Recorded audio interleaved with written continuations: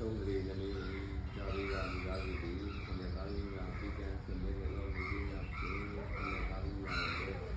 ကျန်တဲ့ပြီးကန်ပါကြီးဘာပြောလဲဒီနေ့ဆံလာမျိုးကိုဘဝတော်မှာဘုသူဝင်များတဲ့ဆက်သက်အရန်ပြီးတော့ပါကြီးတောက်တာအောင်နဲ့ဘုရားဘူးကာလအမွေပြေပါကြီးဘုတော်ကြီး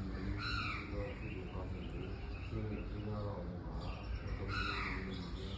တိတ်ပြီးဆောင်အောင်ပါပြီ